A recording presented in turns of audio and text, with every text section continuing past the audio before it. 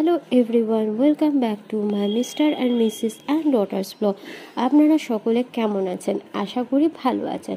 হ্যাঁ, আমিও ভালো আছি আপনাদের আশীর্বাদ আর ভালোবাসার মাধ্যমের মধ্য দিয়ে। ইউটিউব পরিবারের পক্ষ থেকে আপনাদের সকলকে জানাই হ্যাপি নিউ ইয়ার। আপনাদের সকলের জন্য নিয়ে আসলাম নতুন বছরে নতুন একটা রেসিপি নিয়ে। আজকে বানাবো হচ্ছে ডিমের ডেভিল। কিভাবে বানাবো না বানাবো, কি কি উপকরণ ডিমের ডেভিলিতে দিয়েছি না দিয়েছি সব কিছুই আপনাদের সঙ্গে শেয়ার করব। ফ্রাইং প্যানে 4টি শুকনো লঙ্কা, 1টি দারচিনির টুকরো, 5টি এলাচ, 1 চা চামচ গোটা ধনে ও গোটা জিরে, 1 চা চামচ মৌরি ভালোভাবে ফ্রাই করে নিতে হবে। তারপরে ঠান্ডা হয়ে গেলে ওইগুলো মিক্সারেতে গুঁড়ো করে নিতে হবে। পরে আমি একটি পাত্রে 6টি ডিম নিয়ে তাতে স্বাদ মতো নুন দিয়ে ভালো করে সেদ্ধ করে নিয়েছি। আর এখানে ডিম সেদ্ধ করা কমপ্লিট। এখন আমি খোসাগুলোকে ভালোভাবে ছাড়িয়ে নেব। আমি সুতোর সাহায্যে ডিমগুলোকে এক এক করে কেটে নিচ্ছি। তারপরে দেখতে পাচ্ছেন যে সুতোর সাহায্যে আমি ডিমগুলোকে কি সুন্দরভাবে কেটে নিয়েছি। আমি অন্য একটি পাত্রে সেদ্ধ করে রাখা আলুগুলোকে ম্যাশ করে নিলাম। পরে আমি একটি কড়াইতে 4 চা চামচ তেল দিয়ে ভালোভাবে গরম করে নিলাম। এরপর 1.5 চা চামচ কুচানো আদা, 2 চামচ কুচানো রসুন, 2 চা চামচ কুচানো কাঁচা লঙ্কা দিয়ে গ্যাসের আঁচ কমিয়ে 1 থেকে 1.5 মিনিট কুক করে নিলাম। 1 থেকে 1.5 মিনিট কুক করে নেওয়ার পর আমি দিয়ে দিলাম মাঝারি মাপের পেঁয়াজ কুচি আর স্বাদ মতো নুন। গ্যাসের আঁচ কম করে 5 থেকে 7 মিনিট কুক করে নেব। মশলার কাঁচা গন্ধ চলে যাবার পর আমি দিয়ে দিলাম ম্যাশ করে রাখা আলু। তার সঙ্গে দিয়ে দিলাম 1 চা চামচ বিট নুন, 1 চা চামচ চাট মশলা, 2 চা চামচ বাড়িতে তৈরি করে রাখা ভাজা মশলা দিয়ে গ্যাসের আঁচ কম করে ভালোভাবে মিশিয়ে নিতে হবে। ব্রেড ক্রামে সামান্য নুন মিশিয়ে নেব। তারপরে আমি দিয়ে দেব 2টো ডিম আর 1 চা চামচ কর্নফ্লাওয়ার, নুন ও গোলমরিচ গুঁড়ো দিয়ে ভালোভাবে ব্যাটারটা তৈরি করে নেব। ঠান্ডা করে রাখা আলুটাকে হাতের ওপর ফ্ল্যাট করে নিতে হবে। তারপরে মাঝখানে ডিম দিয়ে ডিমের আকারে শেপ করে নিতে হবে। আমি ফেটিয়ে রাখা ডিমের মধ্যে ডুবিয়ে নেব। তারপরে ব্রেড ক্রামের মধ্যে দিয়ে ভালোভাবে ক্রাম করে নেব। তারপরে আবার ডিমের মধ্যে দিয়ে মিশিয়ে নেব, আবার ব্রেড ক্রামে ক্রাম করে নেব।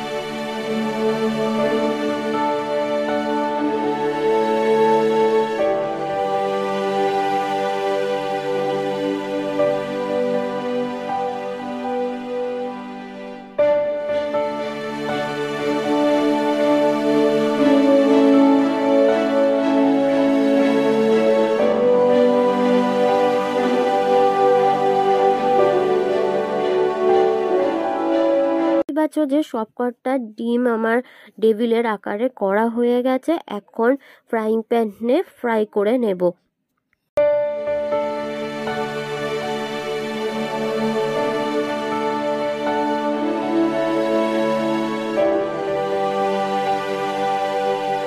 আমি গরম গরম সার্ভ করে দিলাম গ্রিন চাটনি আর স্যালাডের সাথে।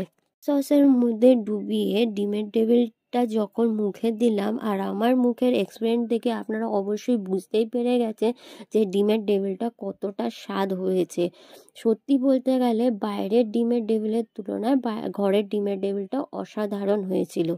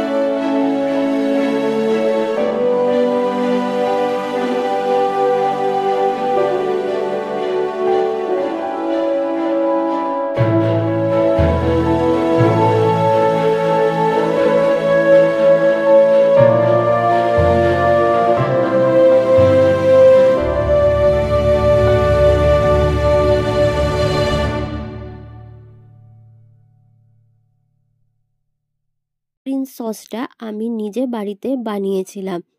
এই রেসিপি দেখে আপনারাও বাড়িতে চটপট বানিয়ে ফেলুন ডিমের টেবিল। আর শীতকালে ডিমের টেবিল বা অন্য যে কোনো পকোড়া হোক, দ্যাটস অসাধারণ লাগে। পর্যন্ত আবার আপনাদের সঙ্গে দেখা হচ্ছে নতুন ভিডিওতে। ভিডিওটি ভালো লাগলে অবশ্যই লাইক করে দেবেন, শেয়ার করে দেবেন আর সাবস্ক্রাইব করে দেবেন। Thank you and tata.